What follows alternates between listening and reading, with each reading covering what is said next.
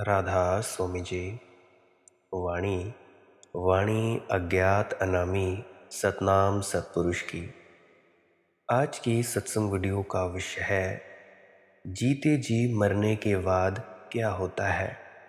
जीते जी मरना क्या होता है, किस तरह मरा जाता है। आज हम विस्तार पूर्वक इस पूरी वीडियो में ये जानने की चेष्टा करेंगे। गुरु प्यारी साध संगत जी, सबसे पहले तो आज के दिन के लिए आपको बहुत बहुत शुभकामनाएं।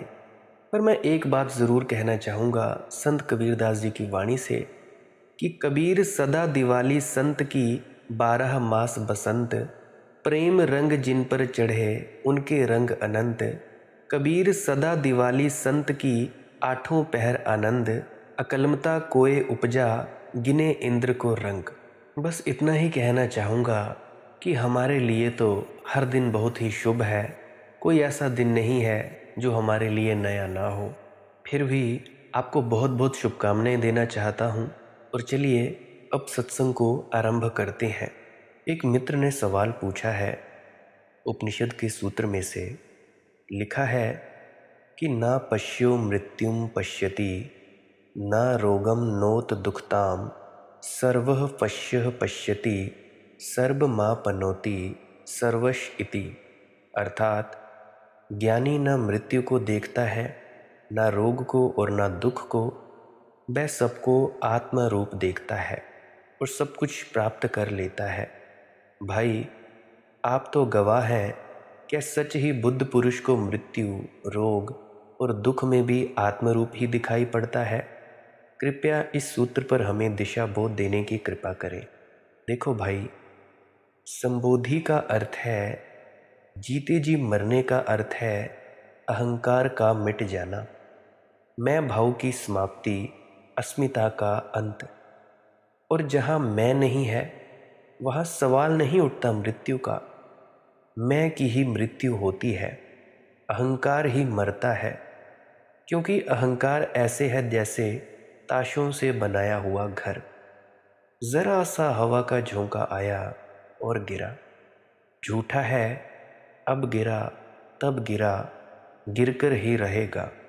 काल्पनिक है, स्वप्नवत है, टूटेगा ही। कितनी देर खींचोगे, कितनी देर अपने को समझाओगे, भुलाओगे। जरा सी चोट में बिखर जाएगा। अहंकार चूंकि असत्य है, इसीलिए मृत्यु भी असत्य है। सच कहूँ तो हमारी कभी मृत्यु होती ही नहीं।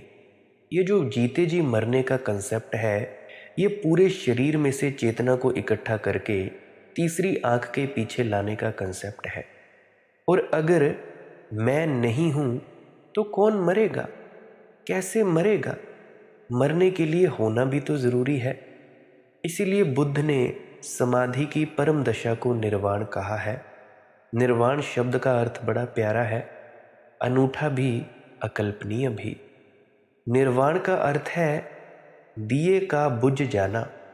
साधारणतः तो सूझबूझ में नहीं आएगा कि दिए का बुझ जाना या दिए का जल जाना, क्योंकि साधारणतः हम सोचते हैं कि उस परम दशा में दिया जल जाएगा, और बुद्ध कहते हैं उस परम दशा में दिया बुझ जाएगा। निर्वाण का शाब्दिक अर्थ होता है दिए का बुझ जाना, दिए का अंत।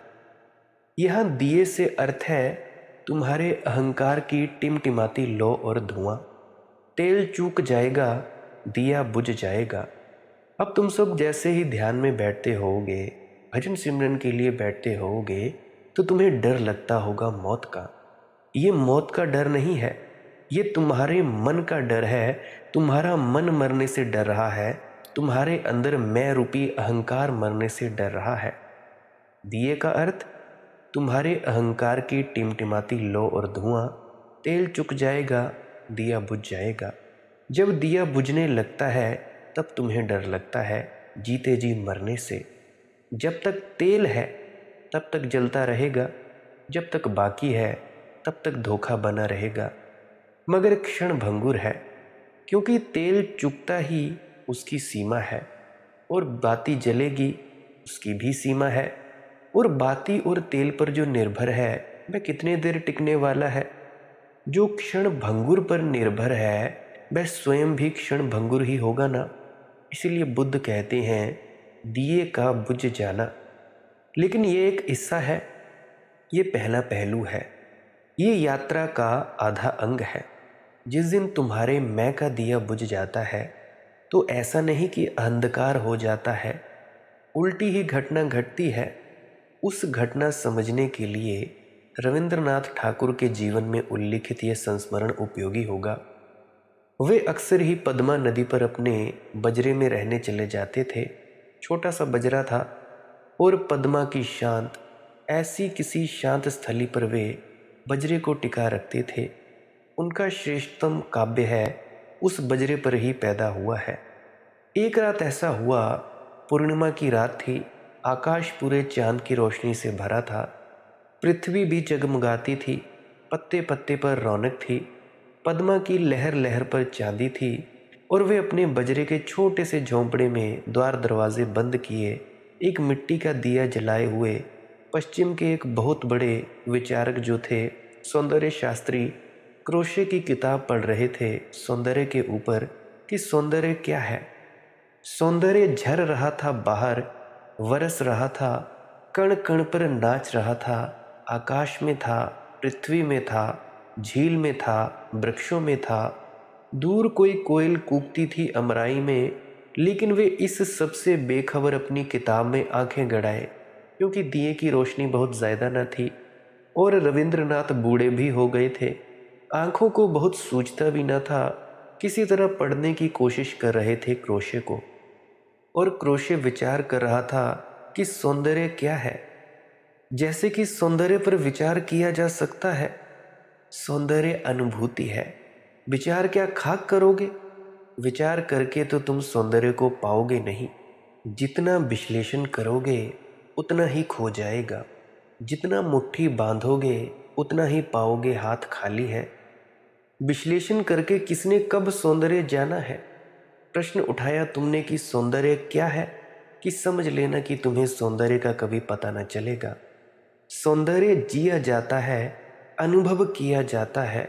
हाँ, गाओ, नाचो, बीणा बजाओ, फूल के साथ एकात्म हो जाओ या चांद तारों के लोक में खो जाओ।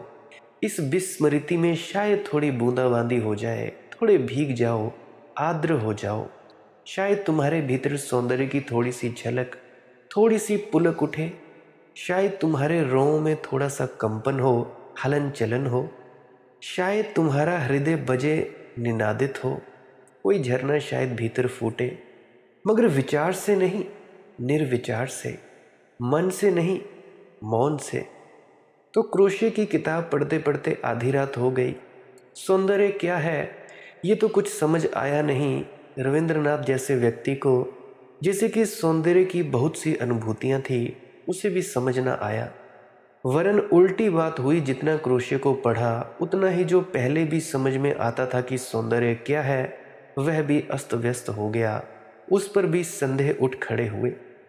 देखो, विचार संदेहों को जन्म देता है।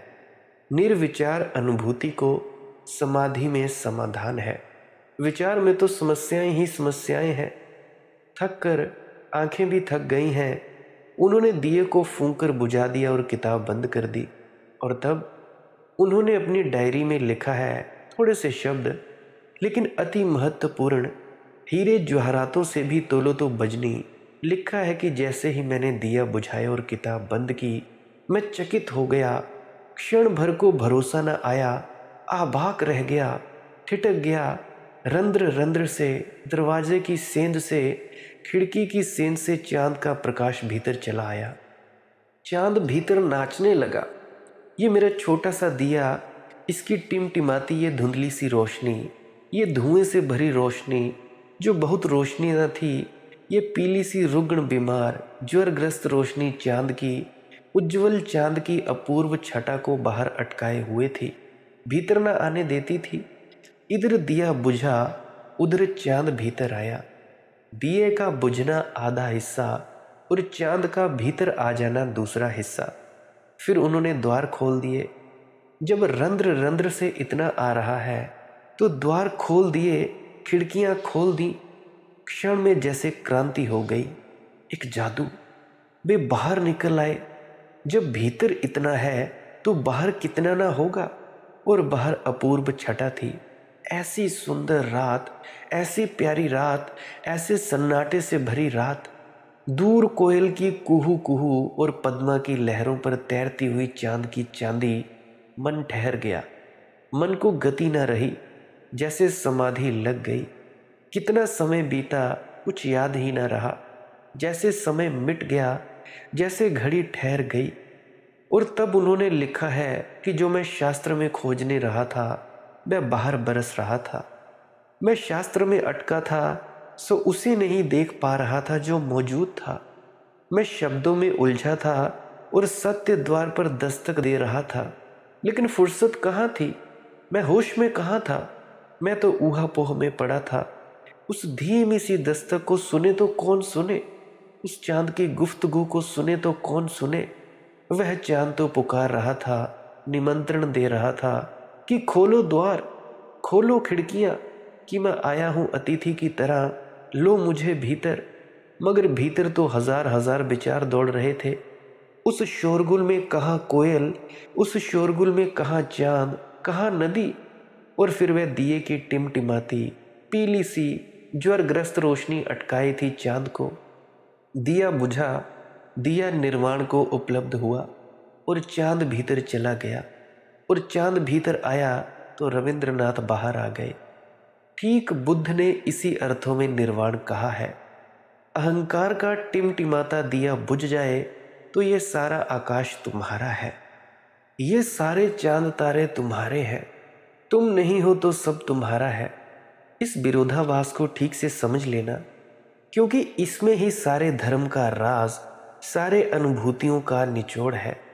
जैसे कोई हजार हजार गुलाब के फूलों को निचोड़कर इत्र बनाए, ऐसा इसमें सारा निचोड़ है रहस्यवादियों का, ऋषियों का।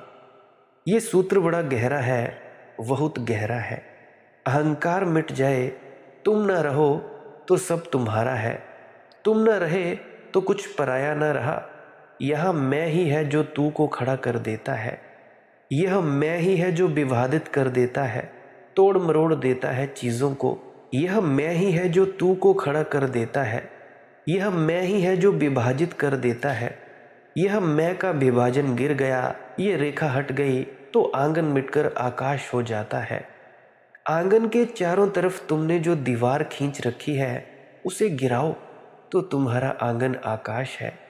ना पश्यतो मृत्युम, ज्ञानी को मृत्यु ही नहीं दिखाई पड़ती। ज्ञानी मृत्यु को जानते ही नहीं। ज्ञानी कभी मरता ही नहीं, क्योंकि जो चीज मर सकती थी उसे ज्ञानी ने पहले ही मर जाने दिया, जिसको जीते जी मरना कहते हैं। अहंकार मर सकता था, जो नहीं था वही मर सकता था। जो है वह तो सदा है, जो है वह नहीं नहीं होता, और जो नहीं है तुम लाख उपाय करो वह है नहीं होता। हाँ, थोड़ी बहुत देर को अपने को भरमा सकते हो, धोखे में डाल दे सकते हो, आत्मवंचना कर सकते हो, मगर कितनी देर करोगे? आज नहीं कल, कल नहीं परसों, इस जन्म में नहीं अगले जन्म में कभी ना कभी इस सत्य को जानना ही होगा कि अहंकार ही है जो मृत्यु को लाता है। झूठ ही मरता है, सत्य तो अमृत है। झूठ ही हारता है, सत्य तो सदा जीतता है। सत्यमेव जयते, झूठ ही डरता है, सत्य तो हर चुनौती को स्वीकार कर लेता है। सत्य को डर क्या? सुकरात मर रहा था, उसे जहर देकर मारा जा रहा था। कसूर क्या था? कसूर ये था कि वह सत्य की बातें करने लगा था, और सत्य की बातें झूठों के सौदागर पसंद नहीं करते। और यहाँ झूठों के सौदागर बहुत हैं।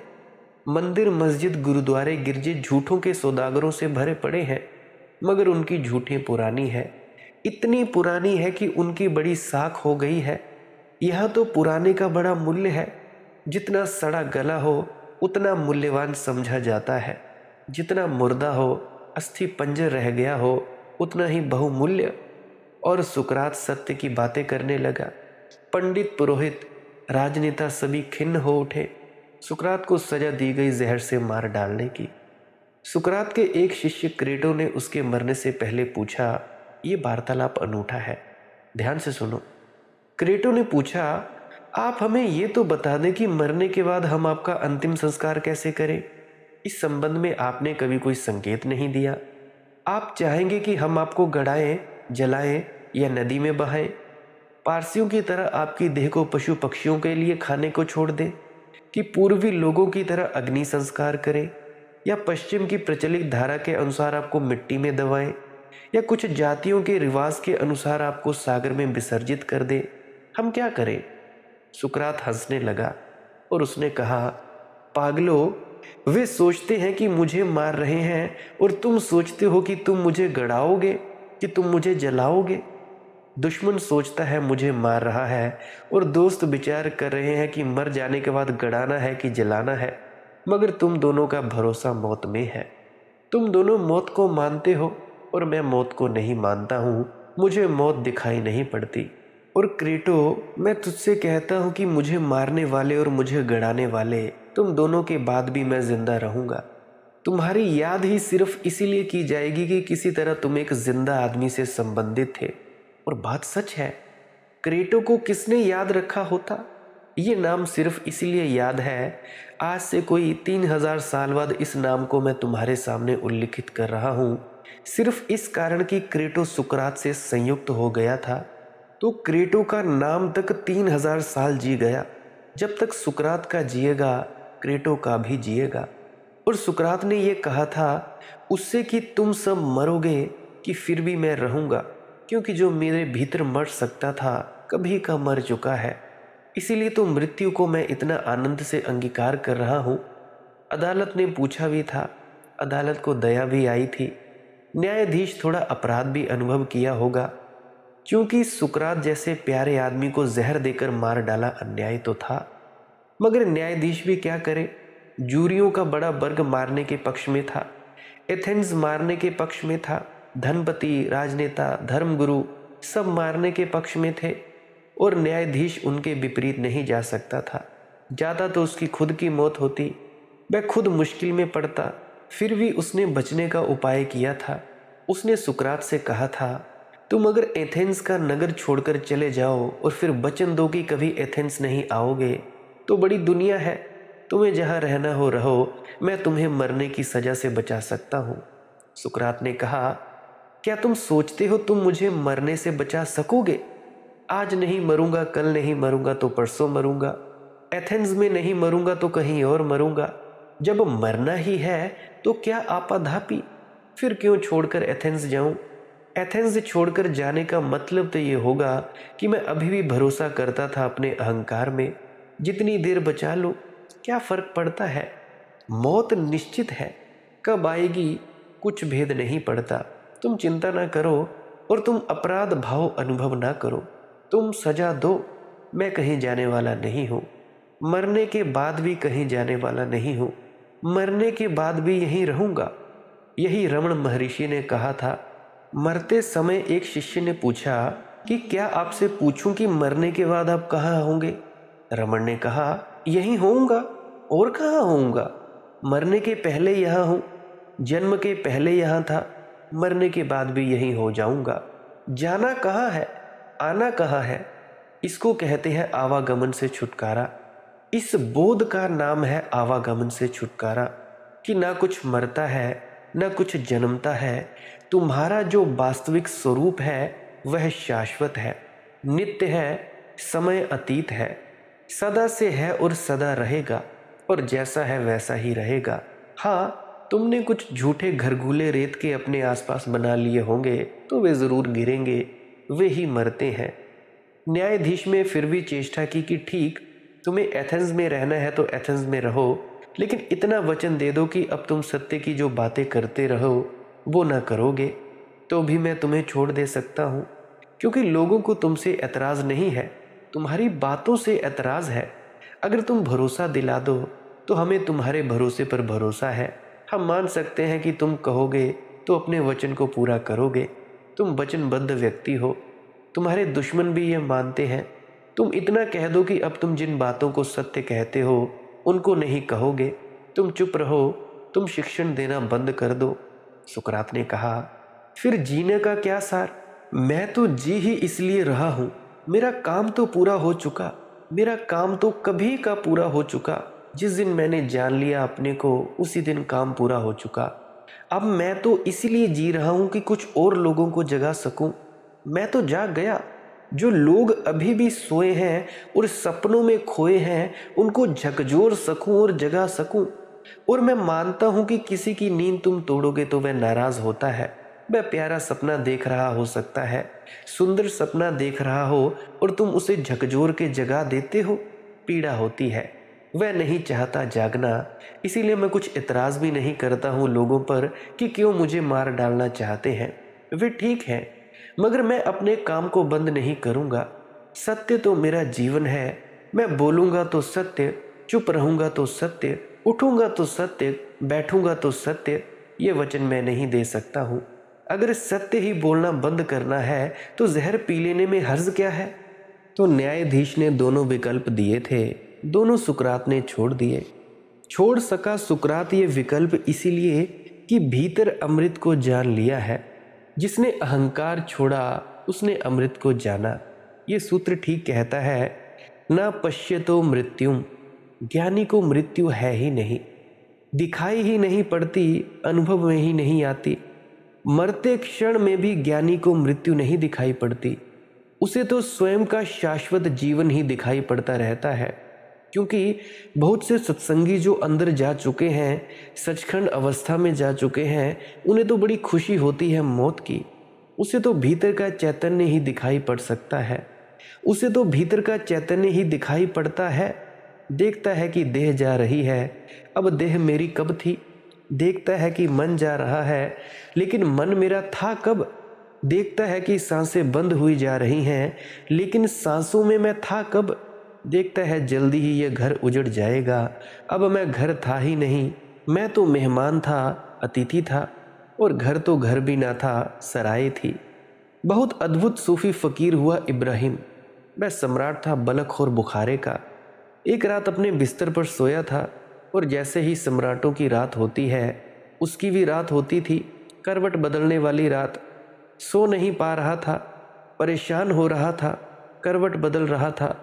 नींद का कोई पता ना था, दूर दूर तक कोई पता ना था, कोई संभावना भी ना थी, पैरों की कोई आहट भी ना थी। और तभी उसने देखा उसके छप्पर पर कोई चल रहा है। सोचा निश्चित कोई चोर है या कोई हत्यारा है। चिल्लाया, कौन है? ऊपर से आवाज आई, परेशान होने की कोई ज़रूरत नहीं, ना मैं कोई चोर हूँ, ना मैं कोई हत्यारा हूँ। और आवाज़ कुछ ऐसी बुलंद थी, आवाज़ में कुछ ऐसी बुलंदगी थी, कुछ ऐसा बल था। इब्राहिम ठिठक रहा तो पूछा, फिर तुम कौन हो?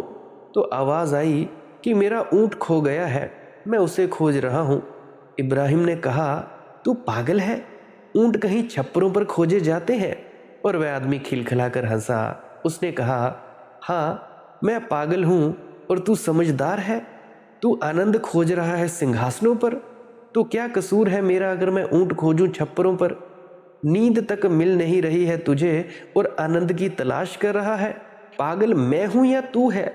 बात ऐसी साफ थी, बात ऐसी धार बाली थी कि इब्राहिम उठकर बैठ गया। पहरेदारों को बुलाया और कहा कि इस आदमी को खोजो। ये आदमी कोई साधारण नहीं है। असल में जिस आदमी की मैं तलाश में था, उस तरह का आदमी है। जो मुझे जगा सकता है, उस तरह का आदमी है। जो मुझे होश दे सकता है। क्या बात इसने कही है। मगर वह आदमी नहीं पकड़ा जा सका। उसका कुछ पता ही न चला। दूसरे दिन इब्राहिम जब अपने दरबार में बैठा था और दरबार भरा था, तो फिर उसे वही आवाज़ सुनाई पड़ी।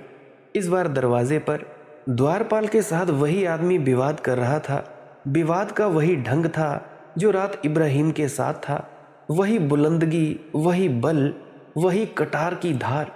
शब्द नहीं अंगारे, और फिर भी फूलों से प्यारे। वह आदमी कह रहा था, पहरेदार से कह रहा था कि मुझे ठहरने दो इस सराय में, इस धर्मशाला में ठहरने दो। और पहरेदार कह रहा था कि अपने शब्द वापस ले लो। ये कोई सराय नहीं, ये कोई धर्मशाला नहीं, ये सम्राट का निजी महल है, निजी निवास है। वह आदमी खिलखिलाकर हंसा। वह हंसी वही थी, रात की हंसी। इब्राहिम उसे भूल नहीं सकता था, जिंदगी भर नहीं भूल सकता था। और अभी तो बात बड़ी ताज़ा थी, अभी तो रात थी, यही हंसी उसने सुनी थी। और वह आदमी फिर खिलखिलाया और उसने कहा कि मैं तुझसे कहता हूँ कि यह सराय है, मुझे भीतर जाने दे। मैं सराय के उस आदमी से मिलना चाहता हूँ जिसको यह भ्रांति है कि यह उसका मकान है, निवास है। ये कौन है इब्राहिम? इब्राहिम ने फौरन आदमी भेजा और पहरेदार से कहा, रोको मत, उसे भीतर आने दो। ये आदमी भीतर आया। इब्राहिम ने कहा, मालूम होता है तुम्हारा दिमाग खराब है, ये मेरा निजी घर है और तुम इसे सराय कह रहे हो, धर्मशाला कह रहे हो। तुम्हें डर भी नहीं कि सम्राट के महल को धर्मशाला कहोगे तो सजा पाओगे? वह आदमी कहने लगा, धर्मशाला है इसीलिए तो धर्मशाला कह रहा हूं। कैसा सम्राट? किसका निवास? मैं पहले भी यहाँ आया था, तब मैंने इस सिंहासन पर एक दूसरे आदमी को देखा था। तुम इस पर कब बैठ गए? इब्राहिम ने कहा, वह मेरे पिता थे। और उसने कहा कि मैं उनके भी पहले आया था और तब मैंने एक तीसरे आदमी को बैठे देखा था। वह कौन था? इब्राहिम ने कहा, वे मेरे पिता के पिता थे। और वह आदमी कहने लगा, फिर भी तुम इसे अपना मकान कह रहे हो? मैं फिर आऊँगा और तुम्हें नहीं पाऊँगा। मैं कहता हूँ धर्मशाला है, यहाँ कई लोग ठहरे और आए और चले गए। ये सराय है, मुझे भी ठहर जाने दो। तुम भी ठहरे हो, मुझे भी ठहर जाने दो। इब्राहिम उनके चरणों पर गिर पड़ा और उसने कहा कि तुम इस सराय में ठहरो, मैं चला, मगर तुमने मेरा जीवन धन्य कर दिया, नहीं तो मैं इसी समय में बर्बाद हो जाता, इसी सराय में बर्बाद हो जाता। फिर इब्राहिम बड़ा प्रसिद्ध सूफी फ़कीर हो गया। वह बलख के बाहर ही, अपनी राजधानी के बाहर ही झोंपड़ा बनाकर रहता था और अक्सर उसके झोंपड़े पर उपद्रव हो जाता था, क्योंकि उसका झोंपड़ा एक चौराहे पर था और वहाँ से राहगीर आते तो वे पूछते कि बस्ती का रास्ता कौन सा? तो वह बता देता कि बाएं जाना, ख्याल रखना, बाएं जाना, दाएं मत जाना। अगर दाएं गए तो मरघट पहुंच जाओगे, शमशान पहुंच जाओगे, बाएं गए तो बस्ती। वे बेचारे बाएं जाते और 2-4 मील चलने के बाद शमशान पहुंच जाते। वे लौटकर गुस्से में आते कि तुम आदमी पागल हो या क्या हो? इतना जोर देकर तुमने कहा बाएं जाना, बस्ती बाएं है, और दाएं मत जाना, दाएं शमशान घाट है, और हमने पाया कि बाएं तो शमशान घाट है। इब्राहिम कहता, तो फिर हमारी तुम्हारी भाषा में भेद है, क्योंकि शमशान में तो लोग बस गए हैं, वे उजड़ते नहीं, वहाँ से कभी उखड़ते नहीं। लेकिन उसको मैं बस्ती कहता हूँ, और जिसको तुम बस्ती कहते हो उसको मैं शमशान कहता हूँ, क्योंकि वहाँ जो भी बसे हैं वे आज मरे कल मरे। वहाँ मौत आने ही वाली है, वहाँ सब कतार बांधे खड़े हैं मरने को। क्यों लगा है, जिसका नंबर आ जाए वह मरता जाता है। और मैं शमशान कहता हूँ, और जिसको तुम शमशान कहते हो उसको मैं बस्ती कहता हूँ, क्योंकि वहाँ जो बस गया उसको तुमने कभी उजड़ते देखा? फिर उसे तुमने कभी घर बदलते देखा?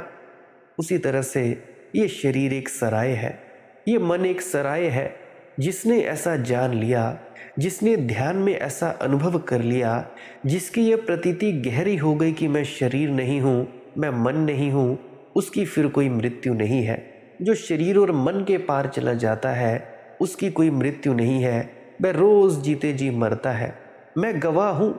तुम ठीक कहते हो भैया, प्रश्नकर्ता ठीक कहता है कि आप तो गवाह हैं। क्या सच ही बुद्ध पुरुष को मृत्यु, रोग और दुख में भी आत्मरूप ही दिखाई पड़ता है और कोई उपाय ही नहीं है? बुद्ध पुरुष का अर्थ होता है मैं मिट गया, मैं के साथ मिट गया सारा अंधकार, मैं के साथ मिट गई सारी विक्षिप्तता, मैं के साथ मिट गई सारी मूर्छा, निद्रा, तंद्रा। होश आया, और होश में क्या पाया कि मैं सिर्फ देखने वाला हूँ, सिर्फ साक्षी भाव, सिर्फ एक दृष्टा। शरीर को देख रहा हूँ, जीवन को देख रहा हूँ, मृत्यु को भी देखूंगा, लेकिन मेरा ना तो जीवन है ना मृत्यु है, मैं दोनों के पार हूँ। इस अतिक्रमण का नाम ही बुद्धत्व है, संतत्व है। जहाँ और भी हैं चांद तारों के पार, आसमान और भी हैं, अभी इश्क के इम्तिहान और भी हैं। ये आखिरी इम्तिहान है, इसके पार फिर कोई इम्तिहान नहीं है। शरीर के साथ जुड़े हो और अभी संसार में हो, मन के साथ जुड़े हो तो अभी विक्षिप्त हो। शरीर और मन से अपने को पृथक जाना, पृथक जानते ही अहंकार टूट जाता है, अलग होते ही अहंकार टूट जाता है। अहंकार है तादात्म्य शरीर और मन के साथ, निरअहंकारिता है तादात्म्य का टूट जाना। टूटने की प्रक्रिया बड़ी सीधी है, साक्षी भाव, जागृत अवस्था।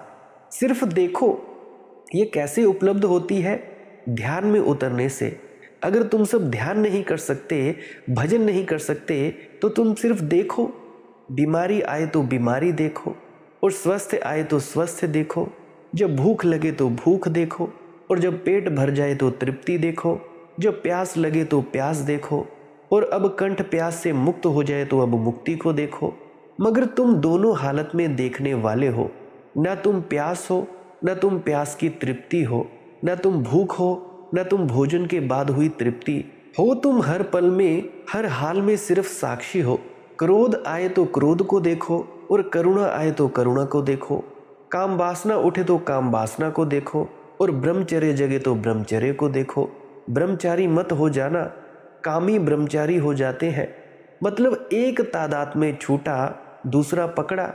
भोगी योगी हो जाते हैं, एक तादाद में छूटा, दूसरा पकड़ा। एक जेल से निकले नहीं कि वे दूसरे में तत्क्षण प्रविष्ट हो जाते हैं। मैं अपनी वीडियोस को सुनने वालों को, सभी को एक बात कहना चाहता हूँ, ना तुम योगी, ना तुम भोगी, तुम सिर्फ साक्षी, पूर्ण परमात्मा, सच्चिदानंद श्वेत केतु। तुम वही हो, तुम वही हो जिसकी तुम खोज कर रहे हो। ना पश्यतो मृत्युम, फिर मृत्यु दिखाई नहीं पड़ती। पश्यति ना रोग नोत दुखताम, फिर ना रोग दिखाई पड़ते हैं, ना दुख दिखाई पड़ते हैं। नहीं, ऐसा नहीं है कि रोग नहीं आते। इस भ्रांति में मत पड़ जाना कि रोग नहीं आते। रामकृष्ण कैंसर से मरे, रमण महर्षि भी कैंसर से मरे। मौजूदा बाबाजी महाराज को गले का कैंसर हुआ। महावीर की मृत्यु 6 महीने की लंबी पेचिश की बीमारी से हुई। बुद्ध विषाक्त भोजन से उनके सारे शरीर को रुग्ण कर दिया गया। लेकिन इन सूत्रों का न समझ पाने के कारण, और कैसे समझोगे जब तक ध्यान में न उतरोगे। जैनों ने कहानियां गढ़ी कि महावीर को बीमारी नहीं हुई। कहीं तीर्थंकर को बीमारी होती है? तीर्थंकर को भी बीमारी होती है, दिखाई नहीं पड़ती बीमारी। मैं बीमार हूं ऐसा प्रतीति नहीं होती, बीमार तो होता है। अगर बीमारी ना होती तो तीर्थंकर मरते कैसे? तीर्थंकर भी बूढ़े होते हैं। तुम लाख छिपाने की कोशिश करो, तुमने किसी तीर्थंकर की बूढ़ी प्रतिमा नहीं देखी होगी। सब प्रतिमाएं जवान हैं। महावीर 80 साल के होकर मरे। 80 साल के हुए तो बूढ़े हो गए थे, लेकिन मंदिरों में जाकर तुम देखोगे तो यूं लगता है कि वे हमेशा जवान हैं। 24 ही तीर्थंकर जवान हैं। इनमें से कुछ की तो उम्र तो बहुत लंबी है, अगर शास्त्रों की मानकर चलो तो हजारों वर्ष की है। ये तो ऐसे जरा जीर्ण हो गए होंगे जिसका कोई हिसाब नहीं। 70 वर्ष में तो आदमी की गति हो जाती है, दुर्गति हो जाती है। हजारों साल में तो सभी कुछ सूख गया होगा, अस्थि पंजर रह गए होंगे। तुम YouTube पर देखो, बौद्ध भिक्षु जो बहुत पुराने हैं, उनकी वीडियोस देखो, कैसा अस्थि पंजर निकला हुआ है, कैसे उनके पंजर पंजर एक एक हड्डी दिख रही होती है। लेकिन हम झूठों के आदी हैं। हम कहते हैं तीर्थंकर को बीमारी नहीं होती। कहना चाहिए कि तीर्थंकर जानता है कि बीमारी मुझे नहीं है, ये और बात है। यही उपनिषद का सूत्र कह रहा है, ना पश्यतो मृत्युम पश्यति ना रोगम नोत दुखताम। ध्यान रखना, सवाल है, उसे ऐसा प्रतीत नहीं होता कि ये बीमारी मैं हूँ या मैं बीमार हूँ। बीमारी तो आती है, जैसे तुम्हें आती है उसे भी आती है। अरे जब भूख आती है, प्यास आती है, जवानी आती है, बुढ़ापा आता है, तो बीमारी ना आएगी? बीमारी भी आएगी, बुढ़ापा भी आएगा और मृत्यु भी आएगी। मगर तीर्थंकर को जरा भी प्रभावित नहीं करती। तीर्थंकर अछूता रह जाता है, अस्पर्शित रह जाता है। ये तो बात समझ में आने की है। लेकिन ये बात मूर्खतापूर्ण हो जाती है जब तुम कहने लगते हो बीमारी ही नहीं आती संतों को। फिर तुम्हें नामालूम क्या क्या कहानियां गढ़नी पड़ती हैं, झूठी कहानियां। एक झूठ को बचाने के लिए 1000 झूठ गढ़ने पड़ते हैं। तो ये कहानी गढ़नी पड़ी जैनों को, क्योंकि ये बात को झुटलाएं कैसे कि 6 महीने महावीर पेचिश की बीमारी से परेशान रहे। अब इस बात को छिपाएं कैसे? 6 महीने उनको दस्त ही लगते रहे। इसी में उनकी मृत्यु हुई तो कहानी गढ़नी पड़ती। कहानी ये गढ़ी कि गोशालक ने उनके ऊपर तेजोलेश्या छोड़ी। गोशालक ने जादू किया, काला जादू। जैन शास्त्रों में उसका नाम है तेजोलेश्या। उसने अपना सारा क्रोधाग्नि उनके ऊपर फेंक दी और करुणावश वे उस क्रोधाग्नि को पचा गए, क्योंकि अगर वापस भेजें तो गोशालक मर जाता। गोशालक न मरे इसीलिए वे पी गए उस तेजोलेश्या को, उस काले जादू को। स्वभावतः जब काला जादू पिया तो पेट खराब हो गया। अब क्या कहानी गढ़नी पड़ी। सीधी सादी बात है कि पेट की बीमारी थी। इसमें बेचारे गोशालक को फंसाते हो, इसमें तेजोलेश्या की कहानी गढ़ते हो, इसमें करुणा दिखलाते हो और तुम कहते हो तीर्थंकर सर्वशक्तिशाली होता है। तो तेजोलेश्या को पचा गया तो पूरा ही पचा जाना था, फिर क्या पेट खराब करना था। पचा ही जाता पूरा। फिर पेट कैसे खराब हुआ? पचा नहीं पाया, नहीं तो पेट खराब नहीं होना था। पची नहीं तेजोलेश्या। झूठों से झूठ दबाए नहीं जा सकते। बुद्ध के संबंध में यही उपद्रव खड़ा हुआ। उनको भोजन दिया गया। एक गरीब ने उनको निमंत्रित किया और भोजन दिया। भोजन विषाक्त था। अब बुद्ध विषाक्त भोजन किए तो कहानी गढ़नी पड़ी, क्योंकि बौद्धों की धारणा की बुद्ध तो त्रिकालज्ञ होते हैं, वे तीनों काल जानते हैं। उनको इतना ही नहीं दिखाई पड़ा कि ये भोजन जो कि विषाक्त है इसको मैं ना लूं। अब कैसे इसको छिपाएं? तो छिपाना पड़ता है। छिपाने के लिए बड़ी तरकीबें खोज ली जाती हैं कि कहीं इसको दुख ना हो। अगर मैं कहूँ ये भोजन विषाक्त है, कि इस बेचारे ने मुझे निमंत्रित किया, इसको कहीं दुख ना हो, इस कारण बिना कहे विषाक्त भोजन ले लिया। लेकिन कहो या ना कहो, आखिर विषाक्त भोजन का परिणाम तो हुआ ही, और परिणाम हुआ तो उस आदमी को भी पता चला ही। क्या मतलब इसका? मगर वह त्रिकालज्ञ होते हैं। इस धारणा को बचाए रखने के लिए ये झूठी कहानी गढ़नी पड़ी कि दयावश कि कहीं से दुख ना हो, इसीलिए चुपचाप भोजन कर लिया, जहर पी गए। और सर्वशक्तिमान होते हैं तो फिर जब जहर पी गए तो विषाक्त नहीं होना था शरीर से, जैसे मीरा पी गई जहर और मरी नहीं। लेकिन शरीर तो शरीर के नियम से चलता है। फिर चाहे बुद्धों का शरीर हो, संतों का हो, फिर चाहे बुद्धुओं का शरीर हो, मूढ़ों का हो, इससे कुछ फर्क नहीं पड़ता।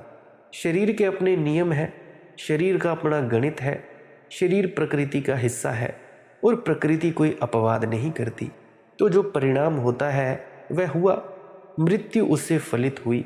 मृत्यु भी होती है, बीमारी भी होती है, बुढ़ापा भी होता है। फिर भी जो साक्षी भाव को उपलब्ध हो गया है, सचखंड अवस्था को उपलब्ध हो गया है, वह सिर्फ देखता रहता है। उसका कहीं भी ऐसा तालमेल नहीं बैठ जाता कि मैं बीमार हूँ। ये बात उठती नहीं, ये बात जुड़ती नहीं उसके भीतर। इसीलिए बीमारी के बीच भी वह परम अवस्था में होते हैं, परम स्वस्थ होते हैं। बीमारी परिधि पर होती है, केंद्र पर स्वास्थ्य होता है, और वही स्वस्थ शब्द का अर्थ भी है स्वयं में स्थित। बीमारी चारों तरफ रहती है, मगर वह व्यक्ति, संत व्यक्ति अपने स्वयं में स्थित होता है। वह अपने स्वयं के केंद्र पर स्थिर होता है। वहाँ कुछ हिलता नहीं, डुलता नहीं। ज्यों का त्यों ठहराया, वह वहीं ठहरा होता है। मौत भी आती है, वह भी परिधि पर आती है, और केंद्र पर तो वही चिन्मय ज्योति, वही अमृत झरता रहता है। मैं इसका गवाह हूँ। इसीलिए जो मैं सूत्र की व्याख्या कर रहा हूँ वह कोई शाब्दिक व्याख्या नहीं है। मुझे किसी शास्त्र में कोई रस नहीं है, किसी शास्त्र का समर्थन करना चाहिए ऐसा आग्रह नहीं है। जब तक मेरी बात से, मेरे अनुभव से किसी चीज़ का तालमेल ना हो, मैं समर्थन नहीं करता हूँ। इस सूत्र का मैं पूर्ण समर्थन करता हूँ। बुद्धत्व में मृत्यु का कोई अनुभव नहीं है, न रोग का, न दुख का। सब घटता है, बाहर से सब दिखाई पड़ता है। रामकृष्ण को गले का कैंसर था।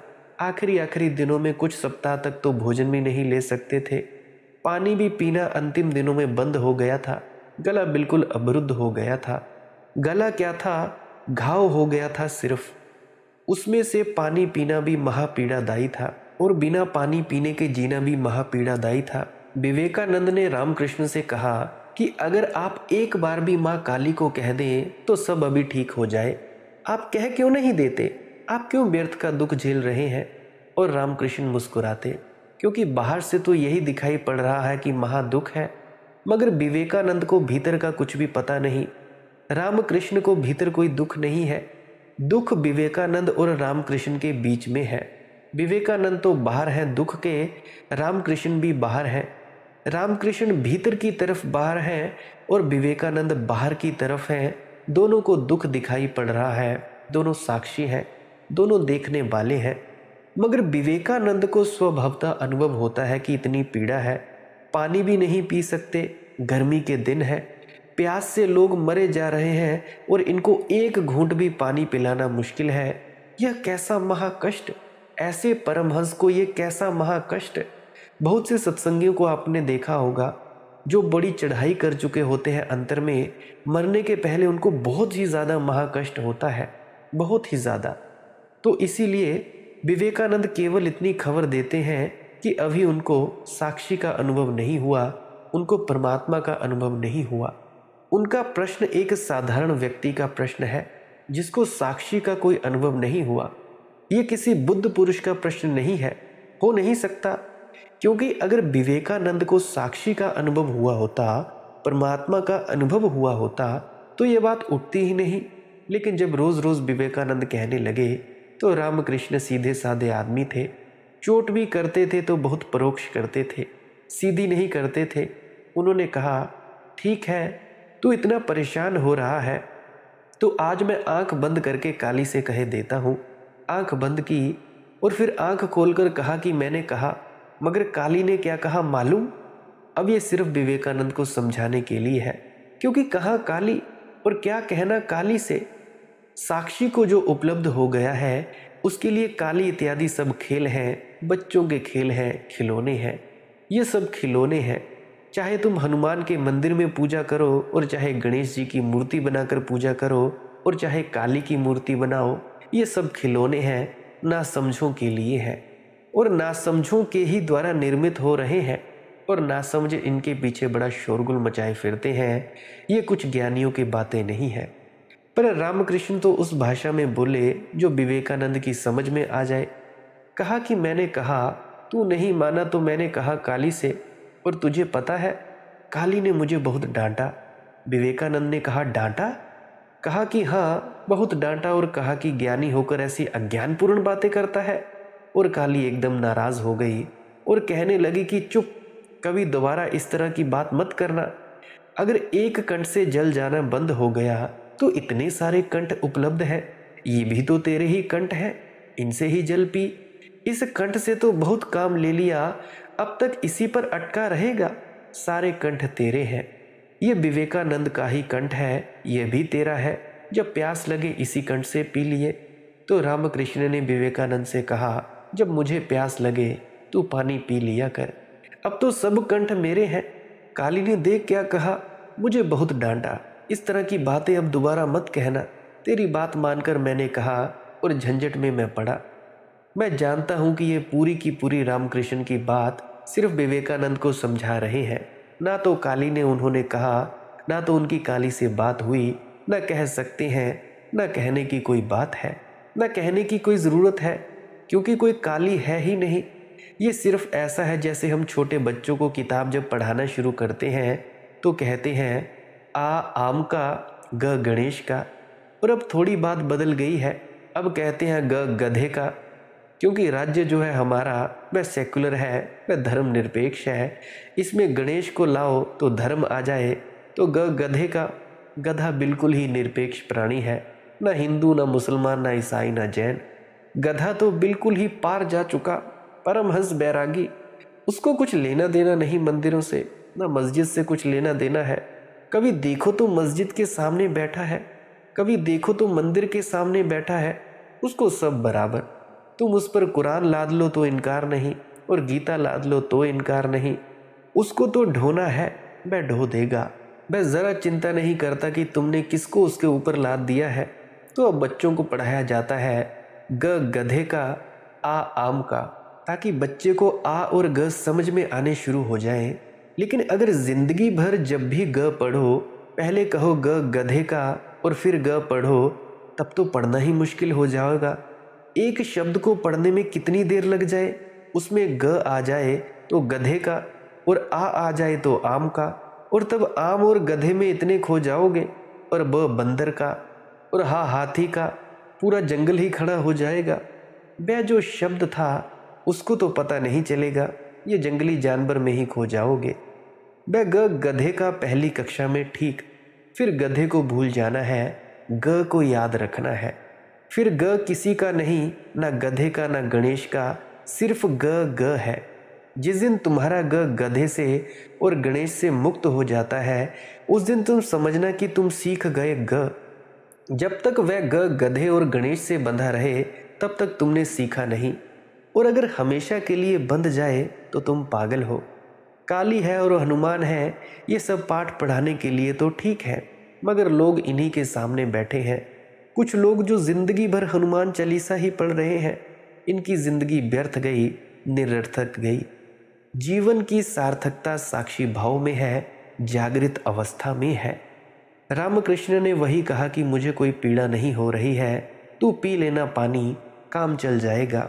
मैंने पिया कि तूने पिया, सब बराबर है। सर्व पश्य पश्यति, सर्व माँ पनोति, सर्व अशअति। वह सबको आत्मरूप देखता है। जैसे मैं गया सब आत्मरूप हो जाते हैं और सब कुछ प्राप्त कर लेता है। मैं क्या गवाया, सब संपत्ति मिल गई। मैं के साथ विपत्ति ही विपत्ति है, दुख ही दुख है, नरक ही नरक है। तुमने मैं से कभी कोई सुख पाया? तुमने अहंकार से कभी कोई सुख पाया? मगर अहंकार को भरने के लिए ही दौड़े चले जा रहे हैं। इससे बड़ी मूर्खता इस संसार में दूसरी नहीं है। अहंकार की मूर्खता को तो देखो। अहंकार से मुक्त हो जाओ, और मुक्त होना कठिन नहीं, सिर्फ छोटी सी प्रक्रिया है, छोटी सी कुंजी। कुंजी सो हमेशा छोटी ही होती है। ताले कितने ही बड़े हो, कुंजियां तो छोटी ही होती हैं। जरा सा राज होता है कुंजी का और ताला खुल जाता है। कुंजी ना हो तो ताला खुलना मुश्किल हो जाता है। हथौड़ी से तोड़ो तो शायद और भी मुश्किल हो जाए, फिर शायद कुंजी भी मिल जाए तो काम ना आए, और तुम्हारे ताले ऐसी ही हालत में हो गए हैं। हथौड़ियों तो तुमने बहुत मारी हैं, कुंजियों की तलाश नहीं की। इसीलिए अब जब कुंजी भी मिल जाती है तो बहुत देर लगती है, मुश्किल होती है। ये तुम्हारे ताले के साथ किए गए दुर्व्यवहार के कारण है, अन्यथा कुंजी सीधी साफ है। कुंजी इतनी ही है कि चलते समय जाग कर चलो, देख कर चलो कि जो चल रहा है वह शरीर है और मैं अचल हूँ। मैं देख रहा हूँ कि शरीर चल रहा है। ये बायां पाँव उठा, ये दायां पाँव उठा, ये मैं बाएं मुड़ा, ये दाएं मुड़ा। ऐसा कुछ शब्द दोहराने की ज़रूरत नहीं है, सिर्फ देखते रहो, जैसे कोई किसी और को चलते हुए देख रहा हो। और जब विचार भीतर चलें, जो कि प्रतिपल चल रहे हैं, तो देखते रहो कि विचार चल रहे हैं। लड़ो मत, पकड़ो मत। यह अच्छा विचार है, इसको छाती से लगा लो, और यह बुरा विचार है, इसे धक्के देकर निकालने मत लगो, नहीं तो झगड़े में पड़ गए। साक्षी गया, करता हो गए, करता हुए कि अहंकार आया। लड़ना मत, झगड़ना मत, विचार को देखना, सिर्फ देखना, कुछ करना ही नहीं है, सिर्फ देखना है। बैठकर घड़ी भर जब सुविधा मिल जाए देखते रहना, विचारों का सिलसिला लगा है। जैसे कोई रास्ते के किनारे बैठ जाए और रास्ते पर चलते हुए लोगों को देखे, नदी के किनारे बैठ जाए, नदी की धार को बहते हुए देखे, ऐसे ही मन की धार को भी देखना। और मत सोचना कि मेरा मन, क्योंकि मेरा मन है तो आग्रह आ जाते हैं कि अच्छे अच्छे विचार आए, सुंदर सुंदर विचार आए, फूल लगें, कांटे ना लग जाएं, कोई बुरा विचार ना आ जाए, बस फिर तुम मुश्किल में पड़े। तुमने मेरा माना कि अहंकार जागना शुरू हो गया। तुम्हारा कुछ भी नहीं है, क्या लेना देना है, देखते रहना है। जैसे फिल्म पर तुम कुछ आग्रह नहीं रखते, पर्दे पर फिल्म चलती है, तुम देख रहे हो, यूं देखते रहना है, और तुम हैरान हो जाओगे। शरीर को देखते देखते शरीर से छुटकारा हो जाता है, मन को देखते देखते मन से छुटकारा हो जाता है। रफ्ता रफ्ता, आहिस्ता आहिस्ता तुम्हारे भीतर एक नई चीज़ पैदा होने लग जाती है, एक नया सूत्र जन्मता है, साक्षी का, जागृत अवस्था का, सिर्फ दृष्टा का। और वही दृष्टा जिस दिन अपनी पराकाष्ठा को पहुंचता है, संबोधि बन जाती है, समाधि बन जाती है। उस दिन दूर रह गए बहुत शरीर और मन, दूर रह गए शरीर और मन के खेल। उस दिन तुम अपनी परम सत्ता में विराजमान हो जाते हो। वही परम आनंद है, परम जीवन है। इसको हासिल करने के लिए आप सभी भजन सिमरन का सहारा ले सकते हो। भजन सिमरन किया ही इसीलिए जाता है ताकि तुम जागृत हो जाओ, सेंसिटिव हो जाओ, संवेदनशील हो जाओ, ताकि तुम उसको महसूस कर सको जो तुम नहीं हो, और उसको महसूस कर सको जो तुम सच में हो। सच्चिदानंद श्वेत केतु, तुम वही हो। तुम वही हो जिसकी तुम खोज कर रहे हो। अपने आप की पहचान करो। No thy self. अपने आप की पहचान तो तभी होगी ना जब तुम विचारों से मुक्त हो पाओगे। मुक्त होने का राज मैंने आपको थोड़ा सा बता दिया है। ये उनके लिए है जिनको नामदान नहीं मिला है। वे भी इसको उपयोग कर सकते हैं सूत्रों को जिनको नामदान मिला है। वैसे भजन और सिमरन भी बड़ी ज़्यादा बढ़िया विधि है, आप उसको भी कर सकते हैं। हर चीज़ को मैं हर पहलू से बताने की कोशिश करता हूँ। तुम उत्तर से चलो या पूरब से, पश्चिम से या दक्षिण से, मैं हर पहलू से तुम्हें समझाने की चेष्टा करता रहता हूँ। भजन सिमरन करते रहिए। मेरी आपसे हाथ जोड़कर विनती है, आपके चरणों में प्रार्थना है, आपके पाँव पड़ता हूँ, भजन सिमरन अवश्य किया करें। आपके दुखों का अंत होगा, आपकी सारी परेशानियों का अंत होगा। भजन सिमरन है क्या? सिमरन है कुछ शब्दों का जाप करना जो तुम्हारे सद्गुरु द्वारा तुम्हें दिए जाते हैं। क्यों? तुम बैठो चुपचाप, अंधेरे की तरफ देखते रहो आंख बंद करके, और तुम्हारा जब मन बाहर दौड़ने लगे तो तुम सिमरन के शब्दों को दोहराने लगोगे तो तुम्हारी तवज्जो अंदर में ही रहेगी, आंखों के अंदर अंधेरे की तरफ ही रहेगी। फिर क्या होगा? रोशनी दिखाई देगी, धुन सुनाई देगी। फिर जब तुम्हारा इस जाप का वक्त पूरा हो जाए, एकाग्रता का समय पूरा हो जाए, कम से कम 1.5-2 घंटे पूरा हो जाए, फिर तुम धुन सुनने में लगो। अगर तुम्हें आसन बदलने के वक्त तुम्हारा एकाग्रता टूटती है, तीसरे तिल से ध्यान नीचे गिरता है, तो तुम वहीं पे बैठे रहो, उसी आसन में बैठे रहो जिस आसन में तुम सिमरन के वक्त बैठते होते हो। सिमरन है शब्दों का जाप। सिमरन एक साधन है और लक्ष्य क्या है? धुन को सुनते सुनते अपने भीतर पहुंच जाना। भजन करना क्या है? शब्द धुन को सुनना। शब्द धुन सुनते वक्त सिमरन रोक देना है, यानी शब्दों का जाप रोक देना है। फिर शब्दों का जाप नहीं करना है। सिर्फ आंखों के बीच में अंधेरे की तरफ देखते रहना है। अगर रोशनी दिखाई दे तो रोशनी की तरफ देखते रहना है, और धुन को सुनते सुनते उसमें लीन हो जाना है, अपनी खुदी को मिटा देना है। यह है भजन सिमरन की एक प्रक्रिया। जिनको नामदान मिला है वे ठीक ठीक सुन लें और इस तरह से कर लें। और एक बात ज़रूर ध्यान रखना, भजन सिमरन करते वक्त ज़्यादा हिलना डुलना नहीं है। अगर ज़्यादा हिलोगे डुलोगे तो आपकी एकाग्रता टूटेगी। हाँ, मुझे पता है शुरू शुरू में दिक्कत परेशानी होती है, पर इसकी भी चिंता ना करें। अगर शुरू शुरू में ऐसा होता है तो धीरे धीरे आदत पड़ जाती है शरीर को आसन में बैठने की। अब जिस भी सुखद आसन में बैठना चाहें बैठ सकते हैं, आपकी अपनी मौज है। परंतु अगर सद्गुरु के द्वारा बताए हुए तरीके से बैठेंगे तो और भी ज़्यादा शुभ है। नहीं बैठ सकते तब भी कोई बात नहीं है। मेन मकसद धुन सुनने से है, चाहे जैसे मर्जी सुनी जाए। धुन को सुनने से हमारा जो मेन लक्ष्य है वह है, देखो, सिमरन के शब्दों से चिपक नहीं जाना है कि सिमरन ही सिमरन है, सिमरन ही सब कुछ है। देखो, सिमरन एक साधन है, चिपकना नहीं है। और धुन को सुनना ये हमारा लक्ष्य है। अब जैसे कि तुमने छत पर जाना हो और तुमने सीढ़ी ली, सीढ़ी के द्वारा तुम एक एक पाँव चढ़ते गए, एक पैर रखा, दूसरा पैर रखा, तीसरा, चौथा, और तुम छत पे पहुंच गए। तो सीढ़ी भी उपयोगी है पर सीढ़ी लक्ष्य नहीं है। उसी तरह से ये शब्दों का जाप ये उपयोगी है पर ये लक्ष्य नहीं है। लक्ष्य है छत पर चढ़ना, धुन को सुनना, ये लक्ष्य है। तो शब्दों से ज़्यादा चिपट नहीं जाना है। ये मालिक के सिफाती नाम है, ये रूहानी मंजिलों के अलग अलग नाम हैं। इनका कोई अर्थ करने की कोशिश मत करना।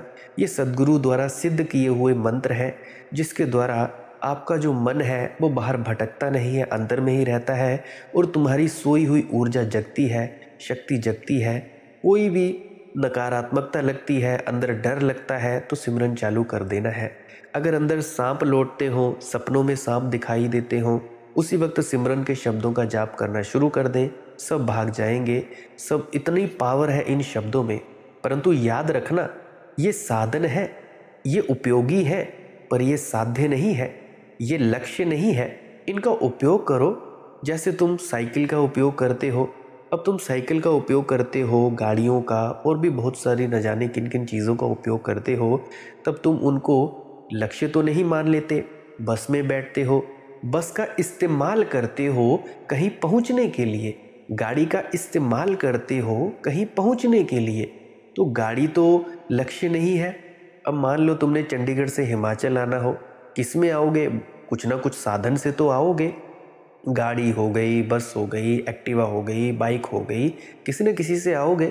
परंतु बाइक तो हिमाचल नहीं है, पर बाइक के ज़रिए आप पहुँचोगे, साधन के ज़रिए आप पहुँचोगे। उसी तरह से ये एक साधन है, एक तरीका है। नाम तो आपके अंदर है, शब्द धुन आपके अंदर है, आपके अंदर 24 घंटे बज रही है। बस आपने उसको सुनना है, उसकी पहचान करनी है। उसको सुनते सुनते आप जागृत होते जाओगे, साक्षी भाव में उतरते जाओगे। और जैसे मैंने विचारों का बताया है, अभी आप फिर से दोबारा सुन लेना। कोई 5-10 बार इस सत्संग को सुनना, तभी समझ में आएगा, नहीं तो आपकी समझ में नहीं आएगा। जब भी कब ऐसा लगे कि हमारा भजन सिमरन में मन नहीं लग रहा है, तो इस सत्संग को बार बार अवश्य सुन लीजिएगा। मेरे चाहे डाउनलोड कर लीजिएगा, चाहे इसको सेव कर लीजिएगा अपने वॉच लिस्ट में। यूट्यूब पे वॉच लिस्ट होती है, आप ऐसा कर सकते हैं। गुरु प्यारी साध संगत जी, आज के लिए बस इतना ही। अगर आप जी को कोई प्रश्न है तो पुरानी वीडियोस अवश्य सुने। पुरानी वीडियोस में आपके तकरीबन सभी सवालों के जवाब मिल जाएंगे। अगर आपको ना मिले, कमेंट सेक्शन में पूछ सकते हैं। टेलीग्राम, इंस्टाग्राम, फेसबुक, आप वहाँ पे पूछ सकते हैं। सर्च करें वहाँ पर मालिक की मौज सत्संग। पर्सनली भी मुझसे पूछ सकते हैं। अगर कोई ऐसा प्रश्न हो जो आप पब्लिकली यहाँ पे यूट्यूब के नीचे कमेंट सेक्शन में नहीं पूछ सकते हैं। लाइक कर सकते हैं इस वीडियो को अगर आप जी को कुछ समझ आया है। अगर नहीं समझ आया है तो डिसलाइक ज़रूर करें। सब्सक्राइब कर सकते हैं इस चैनल को अगर रोज़ाना नए नए सत्संग सुनना चाहते हो। सत्संग का वक्त रहता है सुबह 6 बजे से लेकर 7 बजे तक। अगर कभी सुबह इतने बजे सत्संग ना डले तो शाम तक का इंतज़ार ज़रूर करें 6 बजे तक। अगर उस दिन भी ना डले तो उसके लिए क्षमा प्रार्थी हूँ। तब तक आप पुराने ही सत्संगों को सुना करें। मेरी प्रार्थना है पुराने सत्संगों को बार बार सुना करें। 5-5, 10-10 बार, 15-15 बार सुना करें। क्या पता मालिक की मौज हो जाए और आप जी के जो मैं वचन बोलता हूँ आप जी के अंतस में चले जाएं और आप जी का विवेक जगे, कुछ सोझी आए, मालिक आपको सोझी डाले, कुछ समझ आ जाए। आप मुझे इतने अंत तक सुनते हो, इसके लिए आपका बहुत बहुत शुक्रिया। इतना मुझे प्रेम प्यार देने के लिए आपका अनंतवार शुक्रिया। आपसे मैं बहुत बहुत अनुग्रहित हूँ। अंत में आपके भीतर बैठे परमात्मा को प्रणाम करता हूँ। मेरा प्रणाम स्वीकार करें। राधा स्वामी जी।